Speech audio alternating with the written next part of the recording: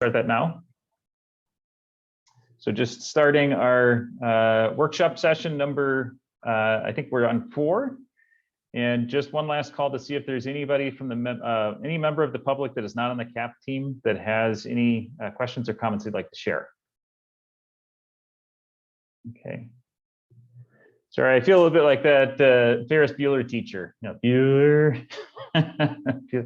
So thank you for bearing with me on that.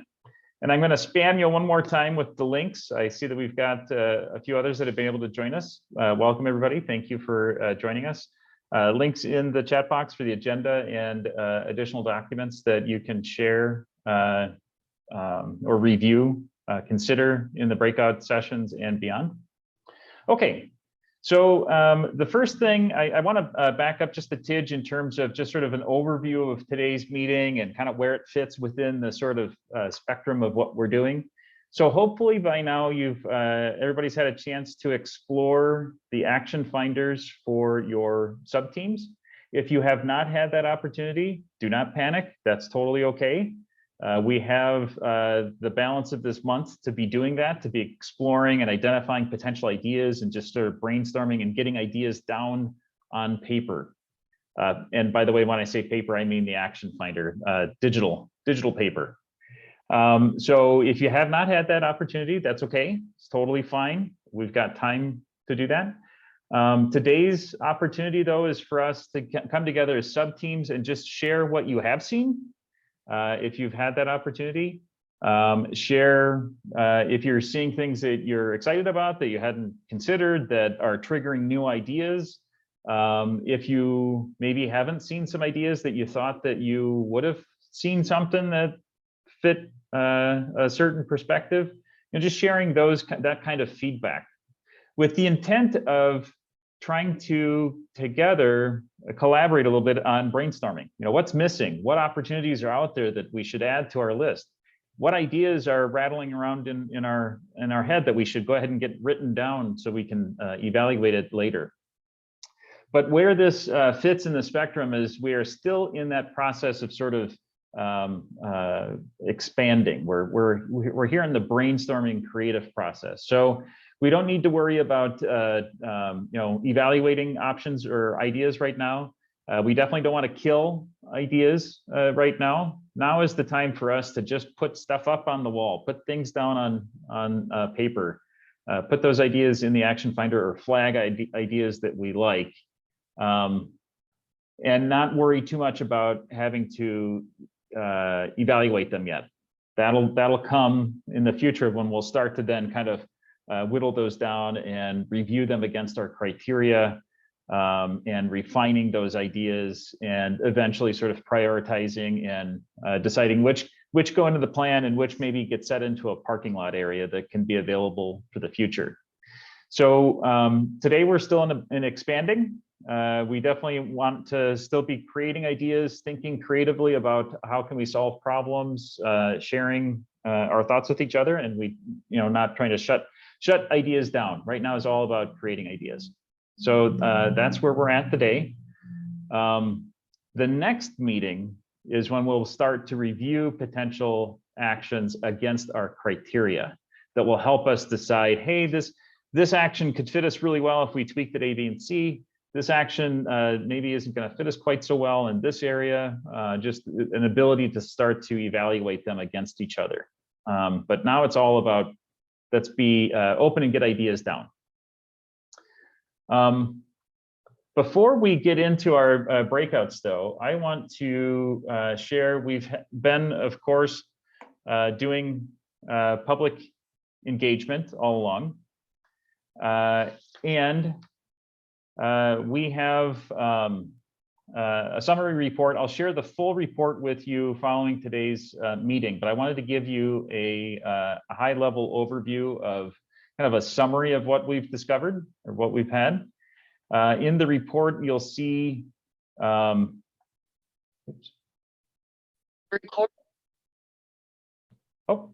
was there a question? No, okay. So the report will have a number of sections in it. We've got just a little introduction. We've got a brief summary of the survey, and then we've got a summary of all of the survey responses. But of course, we had multiple forms of engagement. So we've had the online survey. To date, we've got about 250 responses in that. We've also had some 11 or 12 community engagement sessions, meetings and presentations. And many of those had direct opportunities for folks to write in ideas on the strategies that we've come up with. And there's also been some focus group sessions, a large stakeholder group that met very collaboratively, much like our meetings, workshop sort of style. They came up with ideas related to each of our strategic actions as well. And we've also had some focus group sessions focused on equity. And they have some insights also that are sort of overarching across the plan, so to speak. And so all of that will be summary. You'll get summaries as well as kind of the full detail in the report. I'll share that here later today. It's a pretty hefty report, though. I mean, there's a lot of input. So what I wanted to do is first give you an overview of the survey. And then we've got documents for the direct comments that were provided in each of the breakout sessions, or excuse me, each of the community sessions where they had specific ideas that they shared for each of the teams. That's that second link I put in the chat box. That will go to PDF files that have all of the notes that were collected in those sessions specific to the strategies in each section. So you'll definitely want to look at those because there's some good ideas in there. Some of them are probably ideas similar to what you're already kind of thinking through, but some may be new. So you'll want to kind of take a look at those. So even if you have a chance, maybe while I'm kind of walking through the summary, you may want to go ahead and pull up those documents. Again, that's that second link in the chat box. It's also linked in the agenda itself. Okay. So just without wanting to spend too much time on this and belabor it too much, I'll just go through. This is now a summary of the online surveys. Again, there were 246 responses as of this morning. We will keep the survey open for a little bit longer, just because we want to collect as much input as we possibly can. But we wanted to summarize where we're at this point. So at this point, you know, most of the respondents were residents, over 80%, and most own their home, but not all. It's a simple majority there, about 56%, and a little over half work in the city. The demographic responses were really nicely distributed. We've had some communities where it ends up being too heavily skewed in one category or another. This is pretty evenly distributed. We are heavier on the youth category, the 25 and younger, but frankly, that is not at all a surprise, being a college town with 3 significant institutions in the community that have been very engaged in this process. So that's not surprising at all, but a pretty good balance of age groups. So that's good. That's a good thing to see. Of the respondents, 91% reported observing some of the signs of climate change in the community.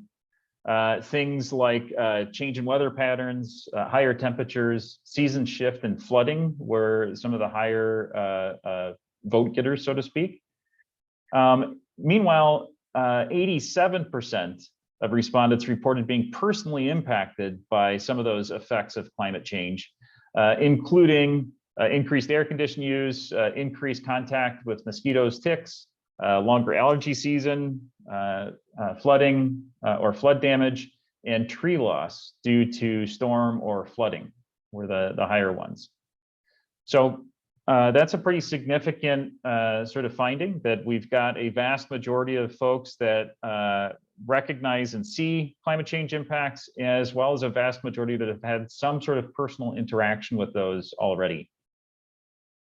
Of the respondents, 84% are very concerned or extremely concerned about climate change.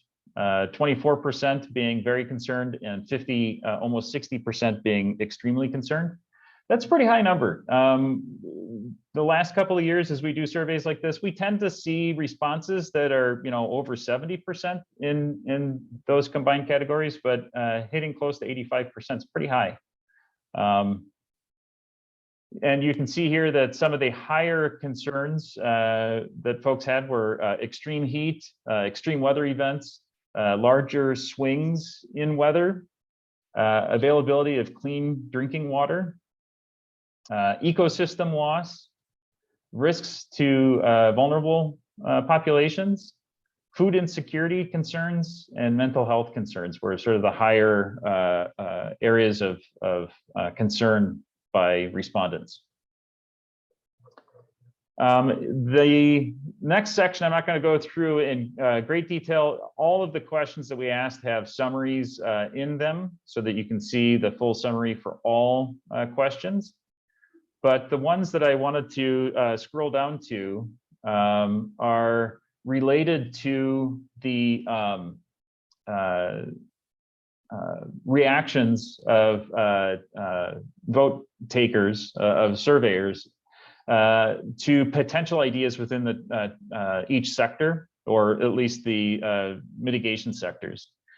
And so the response here, I was a little thrown off because this is all messed up. I'm gonna have to get that corrected. It was reading fine on my other copy, so, but I'll get that fixed out. But in terms of the transportation sector, the survey asked what sorts of strategies might they be supportive of? And you can see that many of these are over 50% support, but the top ones being increased community density, electrification of the city fleet, providing dollars or incentivizing installation of EV chargers around the community, planning rules and policies for increasing walkable neighborhoods, and adjusting traffic controls for reducing emissions, and also supporting anti-idling policies. So there's a lot of area of resonance by the folks that took the survey in some of those potential actions. Within the building sector, the higher sort of support, and this is interesting to point out that all of the example actions had a pretty strong majority of support, which is pretty significant. That's an interesting response. Some of the higher vote getters, as you can see, are supporting rental properties, meeting energy efficiency standards, requiring businesses of certain size to report energy use to the city. It's also known as a benchmarking policy. Supporting continued adoption of energy efficiency building codes, supporting higher energy efficiency standards for all city buildings, supporting energy scores for homes that are for sale, so a benchmarking for homes that are up for sale, supporting city incentives to help low-income individuals improving their energy efficiency. So a lot of I think resonance in some of these potential actions. Within the energy sector itself, again, all of the potential actions that folks considered had over 50% support, not quite as consistently high as in the building sector, but all above 50%. The highest vote getters are including supporting city incentives for residents and businesses to install solar, supporting city installing renewable energy at city properties, supporting the city incentivizing or promoting new clean energy job creation, supporting utility goal of 100% renewable electricity, support city investing in technologies to enhance renewable energy, supporting community solar at lower cost and low income customers. Let's see, I think I've got all the major ones here. And Yeah, those are all the major ones. And then lastly, in the waste sector, again, all of the example actions had 50% or more approval. Most of them, as you can see, significantly high. Support in city commercial and restaurant food waste collection service. Support in multifamily and apartments being required to offer on-site recycling or collection, I should say. Supporting incentives to divert or recycle construction materials. Supporting city process that would divert usable items for reuse. Supporting phasing out of single-use plastic items in restaurants and retail. All of those received pretty high support. So just wanted to share that with you. And I'll be quiet for a second just to see if anybody's got any questions or comments they want to share.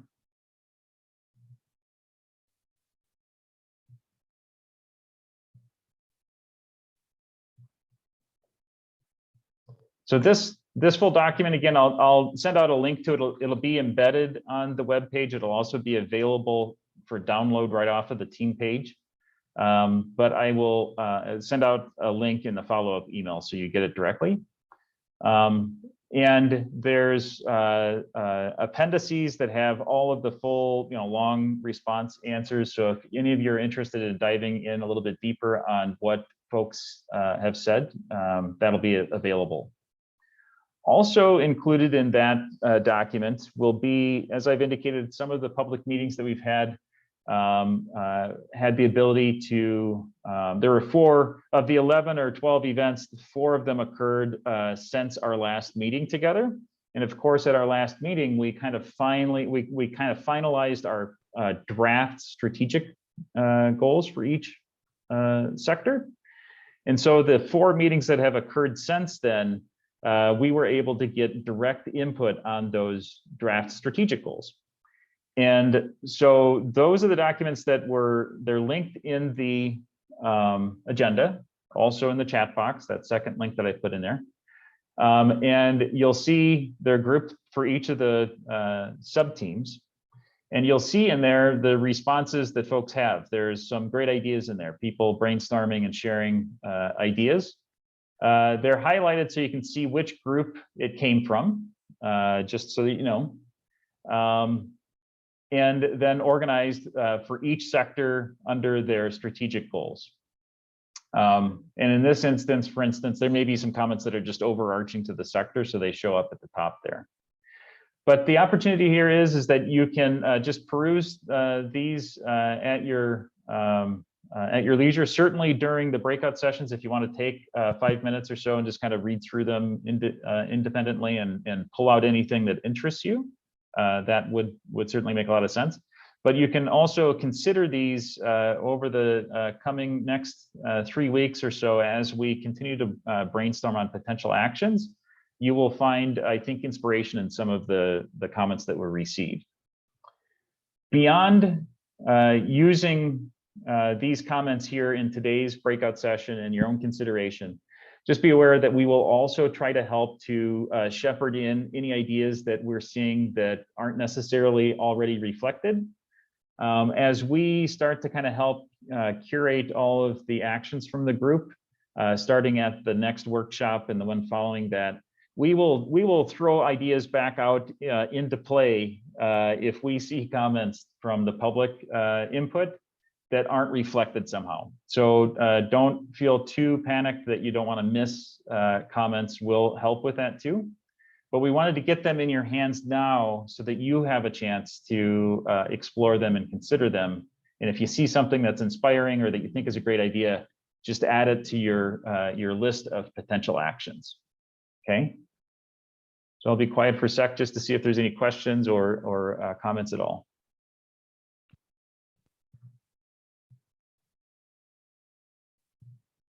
I have a question.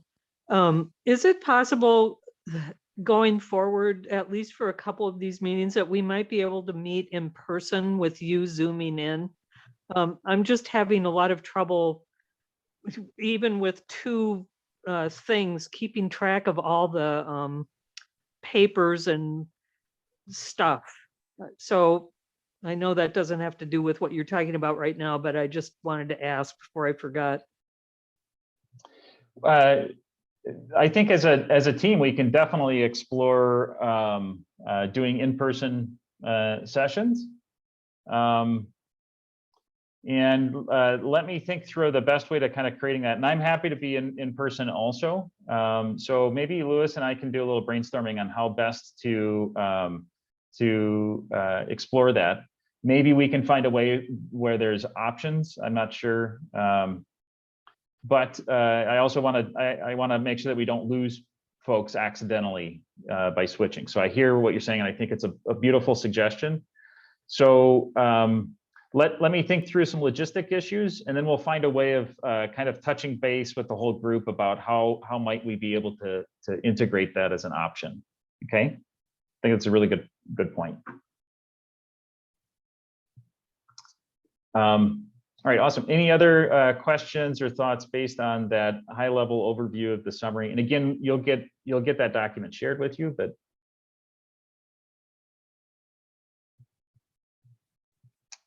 okay. Okay, so next up, just wanted to prep for our breakouts, which is really the meat of today, trying to get together as sub-teams. The intent for today's session, as I mentioned, is the ability just to share. Hopefully, again, you've been able to explore a little bit in the action finder and made some comments under your name, flagged ideas that you might be interested in. If you haven't, don't panic. That's okay. But the intent is to get together as sub teams, share what you're seeing, share what you're not seeing. Are there things that have really started to excite you? Things that are making you think about new ideas, ideas that you were kind of hoping that you'd see that you're not seeing, which is another way of saying, I have an idea. So then opportunity just to sort of share that together so that everybody has a chance to kind of voice some of their thoughts, some of their interests, et cetera. Have a little feedback back and forth, and a little bit of brainstorming opportunity. Following today, it'll be a chance to kind of complete out that exercise of let's get ideas down on paper. So the process for today, what we want to do, you definitely want to work in the action finder, because that's the easiest way for, that's the place to write down your ideas in the action finder under your name. So hopefully you all have access to the action finder that's available off the team page again.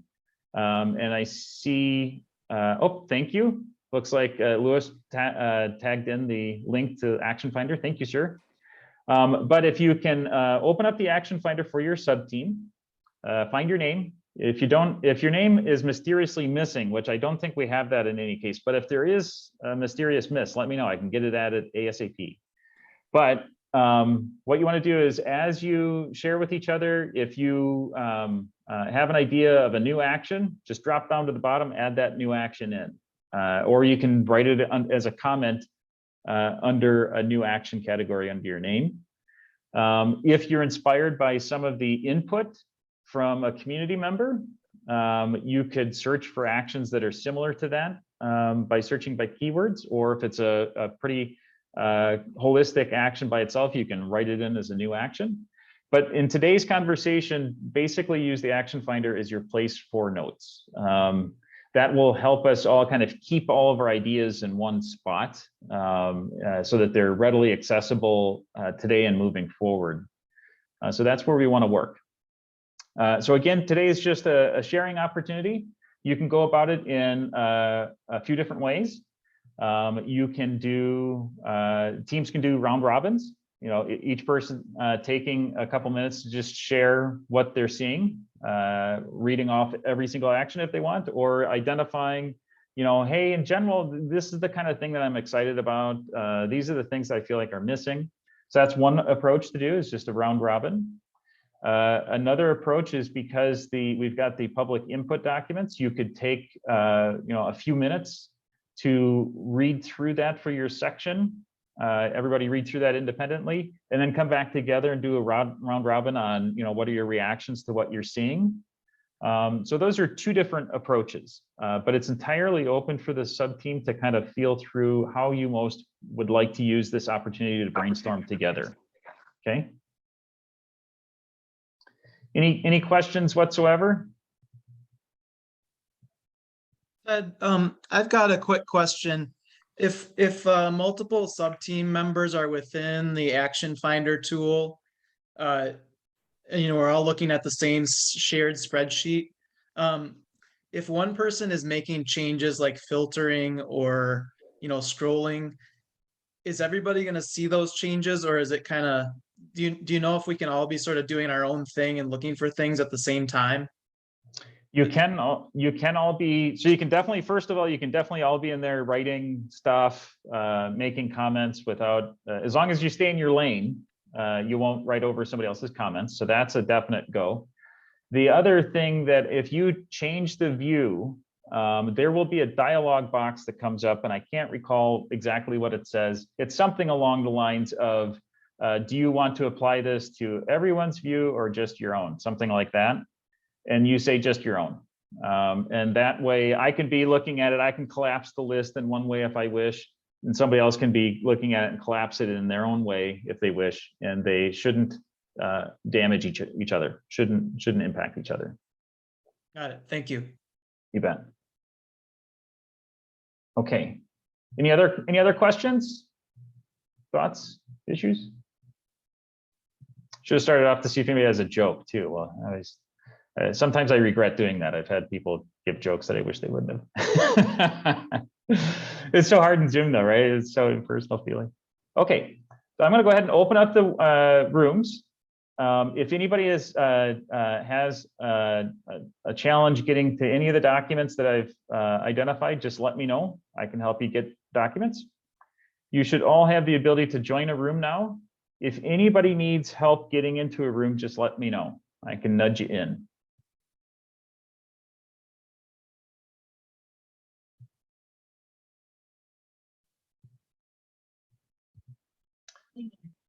But before we do, just a little breakout opportunity or a report back opportunity from the breakout rooms, I just wanted to sort of throw out there too. I kind of circled through and I was hearing lots of different dialogue and conversations, which is excellent.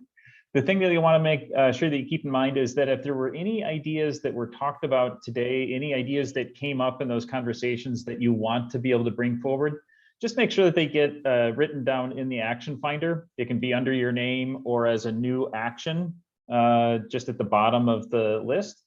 And with anything, if you add something to the action finder, just make sure you put new under your name or under a name of your choice. that helps us find it. So that'll be the way that we can record stuff that comes out of today's conversation. You want to make sure you get it into the action finder. Okay, so just an opportunity for report back. Just share whatever you would like. Maybe we'll start with transportation. Sure. This is Anders, and we had a good discussion. We focused a lot on the community input, and we kind of read through those together. I think it did generate some new ideas that will translate into actions that folks suggest in the finder. And specifically, we talked about, well, Adam Lawrence was in our group, which was awesome. He talked about some things happening at the MTU. We talked about the possibility of larger financial commitment to MTU on the city's part would be awesome. And ways that we can deter people from single occupancy vehicle modes in favor of public transit.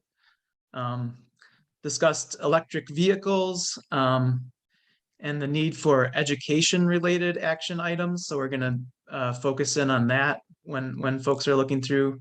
And questions about like sort of details about charging stations in various locations, public places on streets, at apartment buildings, street side parking, like who benefits, who's charging for those services, who benefits from it, where does the revenue go, who pays for it. Let's see. And then we kind of finished up with a discussion about making streets more bicycle and pedestrian friendly, and what could change at a process and policy level to kind of open that up and make that more of a reality. Sort of the idea of inverting the transportation priority pyramid from the current paradigm is kind of improvements, in quotes, making things easier and faster for car traffic. And can we invert that and make transportation of other modes more of a priority as we plan and redevelop some of our streets? Okay, excellent, great. Thanks for sharing that back out. How about the waste management team? Just a quick note, Ted. We were seeming to having some issues with the Action Finder search option. Quite a few of us weren't able to get the search function on the Action Finder to highlight its results. So I'm not sure if it's an issue just with that spreadsheet specifically. I just wanted to make a quick note on that one. I can look into which spreadsheet is that? Which team? That's for the waste one. Okay, thank you. I'll take a look at that. Thank you. Anything else from the waste team you want to share? I guess I can jump in a little bit. I don't know, Shar, if you want to help tag team it. What we discussed was, like, we looked at the public comments as well. So the first one that we kind of, sure, I've got the right tab up here. Talk about like the decrease in total municipal solid waste by like 5% come 2020 or 2030. And then the next one kind of came in like hand in hand as far as 50% organics diversion from landfill come 2030 as well. That's something that we saw that kind of go hand in hand. If you divert 50% of organics, you're definitely going to meet your 5%. So those are just the things that we're brainstorming with the professionals and stuff in between Shar, Jackie, and myself. We think that would be extremely doable, and so we do want to keep in mind too. It's not just when it comes to diversion. A lot of it is organics, but when it comes to just the increase in recycling curbside material that is now being, like I said, number 5 plastics, there's becoming more markets and stuff available for number 5s. Number 4s are becoming more valuable as well. So I guess we just kind of kept in mind like the public comments and stuff the most, but we had some really good discussions about pay-as-you-throw programs as well. There's good examples, like I said, by the Minneapolis areas. We can make some contacts up there to kind of see how that goes. Talking about doing like subscriptions for every other week refuse service for curbside. Like I said, there's an example that I put my trash out every other week. That's going to save, especially from a hauler standpoint on our end. That's where my experience comes from. It would help us become more efficient as well. If we didn't have to go back to, say 100 homes, in 1 week because they want to go every other week, that's going to be more efficient and save fuel on our ends. And so those are kind of just the things that we talked about. So I don't know, Shar, if you had anything else that you wanted to throw in there, or Jackie. You covered it, Brian. Yeah, that's about it. I agree. Excellent. Thanks, guys. I'd say one thing. I think there was, there could be some overlap in discussion between the waste management and the food section, just because a lot of sort of the food waste diversion, that discussion was, there were a lot of unknowns. So having some insight from the food group, as it were, could be beneficial. Also, I wanted to point out too, and I suggested this to the other group, while we are looking for like smart goals, like that have a measurable stuff to it, sometimes the things we're passionate about, we just need to take initial steps, and some of those steps we can take through this planning process, and then we'll have a smart goal at the end. So if there's anything like that just like a starting point for some of these goals that people are feeling passionate about, bring those up, and we can, the goals can evolve over the course of the planning process.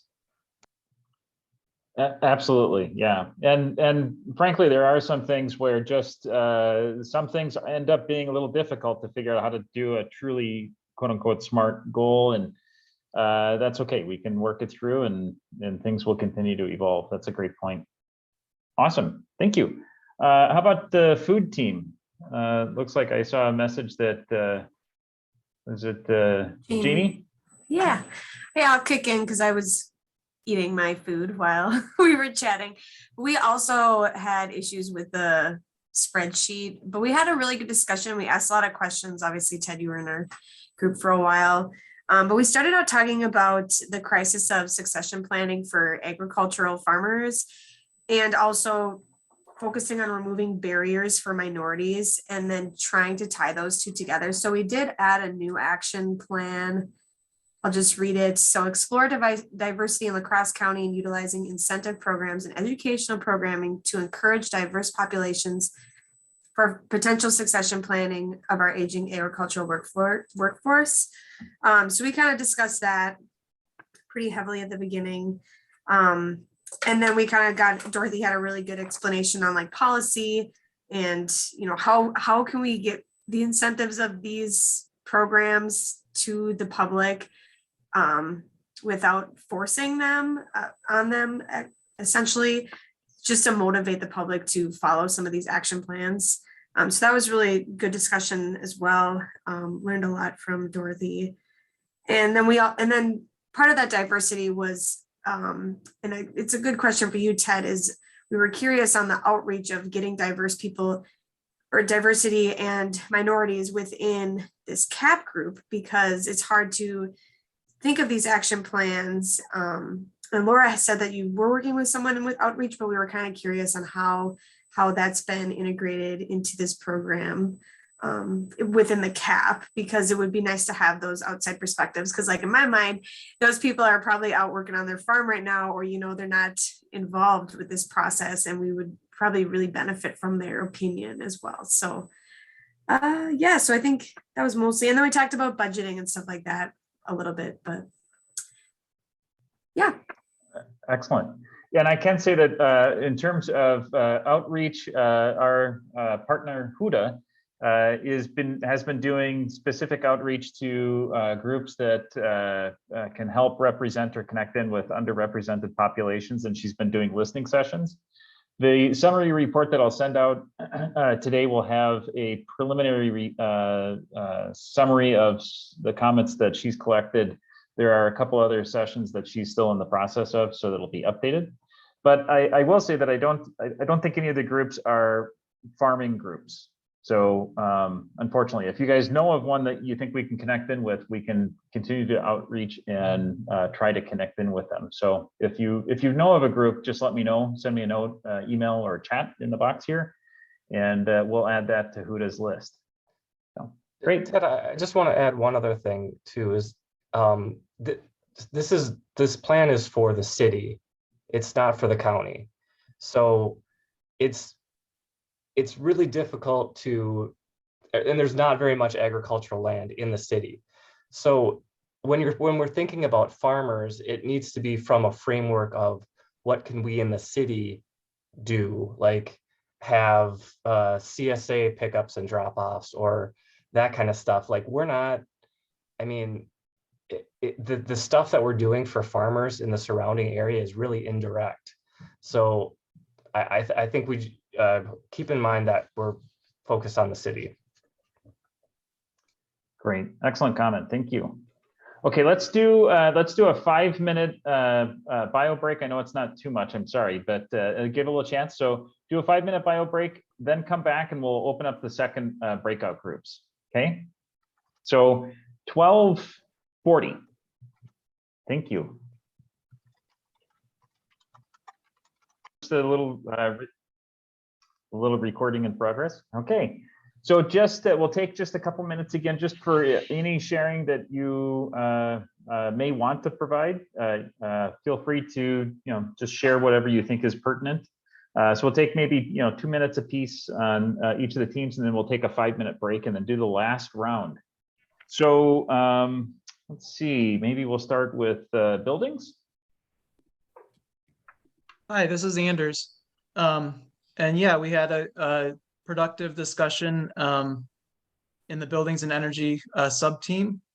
We again looked at the community input, and there was some interesting stuff there. Our discussion went toward several different things. One of them is I guess the idea of separating residential initiatives or actions from commercial or organization type buildings. And given that they have different needs and different objectives, we need to handle those separately. So we're looking for actions to sort of address those specifically as opposed to in a blanket way. We identified that funding for, especially for the low to moderate income programs, things that might affect those types of households for existing residential facilities would be important. The city had a good experience with the mayor's energy challenge to do some retrofits a couple of years ago, but that was identified at that time as something that could open that project up more if there was more funding mechanisms available in that sector. Yeah, just looking for some highlights here. We talked about quite a few things. We talked about the replacement housing program in La Crosse, where the city acquires distressed properties and clears the lots. And that gives an opportunity for Central High School and Western Technical College building programs to build a new home on that area, on that property, I should say, and then offer it for sale to income qualified buyers. And identify that as a possible opportunity as an example to create like net zero facilities. If PV were added into that, that could be sort of a good example for the community and raise the profile of that, of net zero. We got into a discussion about sort of larger picture issues, particularly with adoption of solar. And one idea was with community solar opportunities. And could the city influence the legislative process or do some advocacy lobbying to make more favorable rules for things like community solar in Wisconsin? We know that Minnesota has much more favorable rules right now, and if we had a situation more like that, we'd have more opportunities for things like community solar and power purchase agreements, things like that. So those are some, we're going to look into that as for our actions. And the last thing we were talking about was electrification and heat pumps. What can we do to educate homeowners and also contractors about the benefits of of heat pumps and other appliances such as heat pump water heaters, induction electric cooking ranges, things like that. So we're looking at some actions around those things as well. Excellent. Those are all excellent. I will, the lobbying comment is a great reminder. I'll throw that back out there here also. So we will have some overarching actions. So things like that we'll put into the implementation section. I anticipate they may include things about, talking about putting together an organized communications education campaign. There may be something where we talk about, organizing as appropriate, lobbying across the various different sectors for appropriate, needs or legislative desires across the various sectors of the plan. So from an overall perspective, we will address that in the implementation section. However, as Anders was saying, it's entirely appropriate if there's a specific thing that, hey, for this section, to lobby for this law or to lobby for this change would really make a difference for this sector, definitely put that in there as an action. But overarchingly, we'll try to then talk about, all right, let's organize these efforts so that we can do a concerted, as appropriate lobbying effort across all sectors. So excellent. Great input. Thank you. How about the land use and housing team?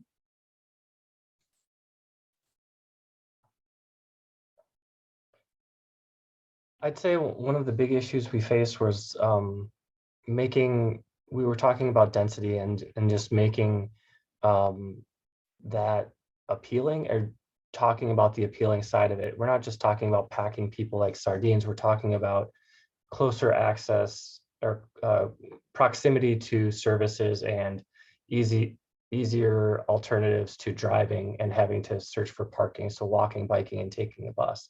So a lot of land use or the land use discussions were more indirectly related to transportation.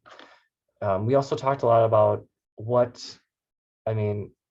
people's perceptions are of density and what people's perceptions are of different kinds of housing types. So we discussed opportunities like, redevelopment at certain existing sites within the city, like big box stores, and like could we have multifamily residential there, and also could it be condominiums or ownership, or can we have townhomes, those types of things. But yeah, that's what I've got off the top of my head. But if anybody from the group wants to talk about it, I mean, yeah, as you mentioned, Anders and Ted, like thinking about what we need to lobby for at the state level to reach some of our goals is one of the things we were thinking about as well. Excellent, thank you. How about health and safety? Laura, can you, unless there was somebody else that was designated, can you lead that? Sure. Yeah. So we, folks in our group did a lot of just reading through the actions, but we did have some conversations about sort of, especially with health and safety, how important it was going to be for the city to be collaborating with the county Department of Public Health and other sort of non-city, like sort of organizations at other levels of government, to make sure that you have the right expertise in the room and that efforts are coordinated. And then sort of similarly, we also had a discussion about, again, especially with public health, really needing to make sure that efforts are prioritized for vulnerable populations and sort of marginalized communities, and how sort of codifying that kind of language within the actions can support collaboration with community members and community organizations that might be like led by those folks, or might be led by trusted community members that have more access to those populations, and sort of wanting the resources of the city and government and decision makers to be supporting the needs of folks on the ground. And then also on a more practical note, there's a discussion about issues with renters and like sort of substandard housing, and incentivizing landlords to bring that kind of housing up to be healthier, so that it can better withstand climate changes and prevent the sort of health and safety issues that folks in low income and rental housing can face. Excellent, thank you. Okay, so let's take another 5-minute bio break, do some jumping jacks, or go for a short run, whatever you need to do. And let's come back 1:45 and we'll launch the last breakout. Thank you. Recording. So we're just back from breakout 3, and we can certainly hang around a little bit later if people do want to share any observations from breakout 3. But I think what I might do is go ahead and move on to the next steps, see if we can get that wrapped up just in the next few minutes, so that we're folks that need to leave right at 2:30 can go ahead and do so. So thanks again for all of the awesome conversations and exploration of ideas. Our next step is to kind of continue what has been going on So that is working in the action finders for each of your sub-teams. And trying to, between now and the end of the day, May 1st, Sunday, May 1st, sometime between now and then, trying to get all of your ideas down on the page into the action finder itself under your name. So that means, you know, if you want to still spend some time searching for actions in the action finder that you're intrigued with or interested in, doing that and saving things that you find, as well as, you know, reviewing some of the ideas that were put out there from the public meetings. If there's something in there that you are intrigued with and think is a great idea, and you want to get that into the action finder, just enter it in as a new idea. Or ideas that came up in today's conversation, making sure that they get recorded into the action finder. Anything that you want to bring forward or want to make sure gets explored in the next step, getting those in the action finder. So basically just kind of taking the time to just allow yourself to make sure that anything that's in your mind that you think should be explored further, getting it into the action finder. And again, you can, whether it's something you find that's in there, just save, type in save under your name. Or if it's a new idea, feel free to just drop down to the first empty row and type in whatever your new idea is. If you do that, just remember to type in new under your name. One other sort of helpful comment, if there is an action that you see that you automatically like, I know right now how I would change this to make it better, to make it more appropriate for lacrosse, feel free to suggest changes to actions that you are interested in. What I would suggest is you can copy the text from the action and paste it into the comments column under your name, and then just change it to say whatever you think it should say. Alternatively, you could just in the comments column write in a comment. Hey, this thing would be great if we changed it to do A, B, and C instead. So either way, that'd be great. I just would avoid editing quite yet any of the existing actions, because maybe there's another teammate that is seeing that same action and is being inspired in a slightly different way. So that way, it just allows space for that. So that's what we're looking to do. Between now and the end of the day, May 1st, trying to make sure that you have the opportunity to get your ideas down on paper. What we will do, and by down on paper, I mean in the action finder. What we will do then between May 1st and our next meeting, which is that Wednesday, I think it's the 4th, May 4th. We will then take the action finders offline, and we will kind of take them over and start to sort of feather them into, we'll get rid of stuff that people haven't saved, and we'll start collapsing it down, and we'll also organize them as a first pass on each of the strategic goals. We'll also take an opportunity if there are some actions that that we think maybe could be powerful actions that we want to make sure you're seeing. We might add some, and it'll be flagged that Pale Blue Dot added them so that you'll know, so you can ignore them if you wish. We'll also do the same thing with public comments. If we see some public comments that we think could really have some power to them that have not already been reflected, then we'll make sure to bring those forth too. So we'll be helping to participate with that. So really the goal is just making sure that you get your thoughts in the action finder. And then starting at our next meeting, we're going to start reviewing those against our criteria. So between now and May 1st, it's get stuff up on the board. And then starting on our next meeting, it's going to be starting to whittle them down. So any questions with any of that?